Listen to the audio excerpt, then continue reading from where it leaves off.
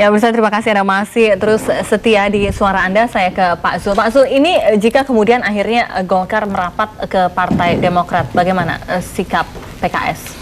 Ya, ini satu hal yang sering ditanyakan oleh teman-teman sekarang, dan Ketua Majelis Syuro tadi mengatakan biasanya kalau ada hal-hal yang strategis itu selalu dikomunikasikan ke kami, dan beliau sudah menanyakan pada Pak SBY tentang isu dan wacana ini. Pak SBY mengatakan memang belum ada proposal ini. Oleh karena itu susah kita mengatakan bagaimana kalau Golkar masuk apa enggak. Memang proposal atau wacana itu memang belum dibicarakan dengan Pak SBY, jadi masih sifatnya spekulatif saja. Tetapi kami cukup hati-hati mensikapi ini, jangan sampai ada kesan memang kita takut Golkar masuk ke dalam koalisi karena ingin kehilangan keistimewaan sebagai mitra koalisi awal. Nah, oleh karena itu, kalau Golkar pun nantinya bakalan masuk ke koalisi, bisa dilihat mungkin dari dua pendekatan. Yang pertama dari segi relasi sosial masyarakat kita yang ingin harmoni lah gitu, merangkul lebih banyak hati untuk melanjutkan pembangunan. Oleh karena itu, justifikasi untuk mengajak membentuk pemerintahan yang stabil itu terbuka lebar. Pertama misalnya pemerintah yang diinginkan Pak SBY Budiono itu kalau bisa disederhanakan kan ingin meningkatkan standar hidup, memperbaiki publik infrastruktur, kemudian mengentaskan kemiskinan, menyelesaikan persoalan pengangguran, dan meningkatkan daya saing industri kita. Nah, itu butuh pemerintah yang stabil. Tetapi dari perspektif yang berbeda, democratic wisdom misalnya, memang alangkah lebih baiknya sistem presidensial ini diperkuat dengan kita punya oposisi di parlemen yang kuat pula gitu. Oleh karena itu, kalau kalau Golkar dan PDIP misalnya, kalau Golkar dan PDIP misalnya menginginkan satu koalisi yang atau oposisi yang baik, yang sehat untuk konsolidasi demokrasi kita yang akan datang seperti dikemukakan oleh pembicara sebelumnya, saya kira tidak kalah mulianya menjadi oposisi dalam konsolidasi. Ini masyarakat awam harus diterjemahkan dengan bahasa yang lugas, Pak Zul. Berarti PKS menolak jika Golkar akan masuk ke Demokrat? Kita bagaimana harus menolak, pertimbangannya belum ada gitu. Jadi PKS itu tidak hitam putih menerima atau menolak. Kalau Pak SBY dan mitra koalisi nanti hadir dengan, kalau Golkar masuk ke dalam koalisi konsiderannya ini, kalau masuk akal mungkin kita akan menerima. Jadi intinya tapi adalah kalau perasaan tidak masuk, PKS akan terlukai begitu ya? Oh, enggak kalau ada. Golkar masuk ke Demokrat.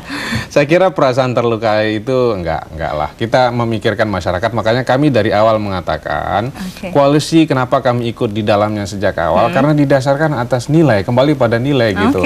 Kalau nilai-nilai itu ingin menghadirkan kemakmuran, partai apapun dia, sepanjang tujuannya untuk kemaslahatan bersama, kami akan menghormati itu. Ini cywarnya sudah jelas loh, Pak Max gitu. Jadi bagaimana sikap Demokrat?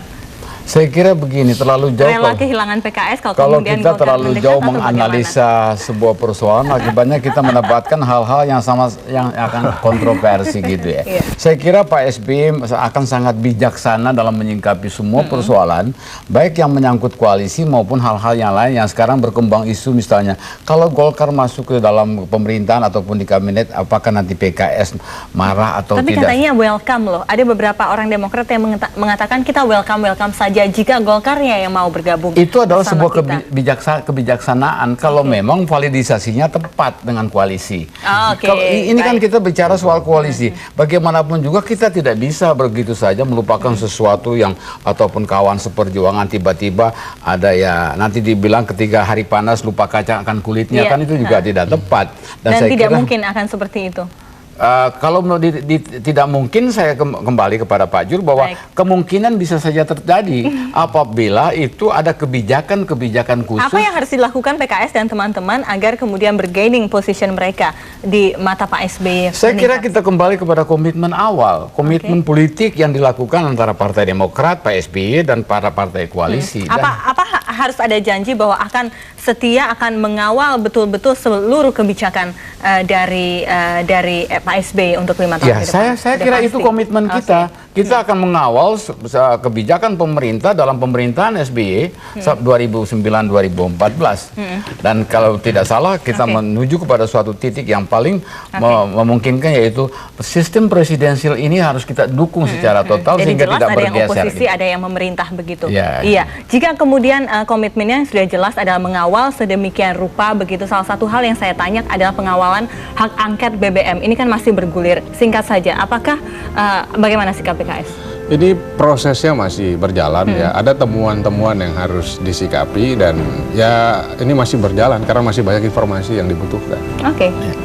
Oke, baik Kak. Saya kira sikapnya tergantung bagaimana nanti negonya terakhir dengan Pak SBY, begitu sikap PKS.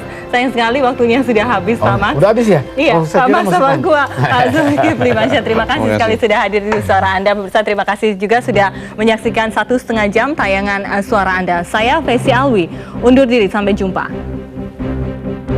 Jelajahi cara baru mendapatkan informasi. Download Metro TV Extend sekarang.